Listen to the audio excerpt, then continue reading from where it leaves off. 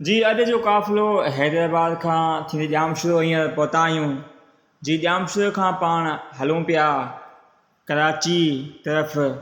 हीअं पूरी संगत जेका आहे एसओपी जी मरकज़ी क़यादत ज़िले ऐं तालुके पंहिंजी मंज़िल कराची जे केमाड़ी हॉक्स बे ॾांहुं रवानो आहे।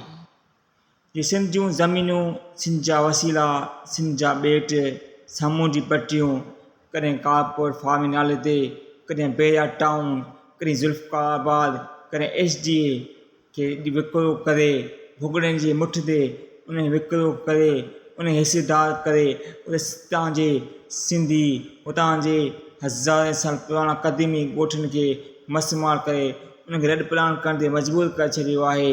अॼु बि अहिड़ो ई मनसूबे खे रद्द करण जे लाइ एसओपी जी क़यादत अॼु 10 जुलाई ते ॾिनल सॾ ते अॼु हज़ारनि जी तादाद में माण्हू गाॾियुनि ते, कारनि ते, कोचनि ते, वेननि ते, स्कूटरनि ते हीअं निकिरी पिया आहिनि, पंहिंजी मंज़िल तरफ़ रवाना आहिनि। हिन ख़ूबसूरत हीउ इलाइक़ो ॾिसण वटि आहे। केमाड़ी हिकु ख़ूबसूरत इलाइक़ो आहे, हिकिड़ो अहिड़ो इलाइक़ो जे ॾिसण सां कॾहिं पाण खे रेगिस्तान, थर, काछो यादि अची थो वञे।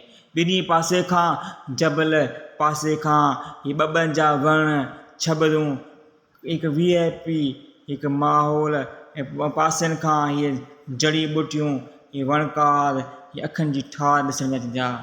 हिन ख़ूबसूरत मंज़र ॾिसण वटि आहे। हिन ख़ूबसूरत पटी खे कब्ज़ा करे सिंध जूं नाम निहाद हीअ तनज़ीमूं आहिनि, सिंध दुश्मन तनज़ीम आहिनि, उहे सिंध दुश्मन मनसूबा जोड़े सिंधियुनि खे अक़लियत में तब्दील करण जे लाइ सिंधियुनि जा जेके अरमान आहिनि उन्हनि खे क़त्ल कयो पियो वञे, उन्हनि जज़्बनि खे मारियो पियो वञे, जज़्बनि खे मारियो पियो वञे, जज़्बनि खे उत्साह ॾियण लाइ अॼु एसओपी जी मरकज़ी क़यादत अॼु केमाड़ी में पहुती आहे। अॼु हज़ारनि ताईं में वॾो जलसो करे इहो पैगाम ॾिनो आहे उन्हनि क़ुवतनि खे जेके सिंध दुश्मन क़ुवतूं आहिनि, उनखे इहो ई पैगाम ॾिनो आहे त सिंध सिंधियुनि जी आहे, सिंध क़यामत ताईं सिंधियुनि जी रहंदी।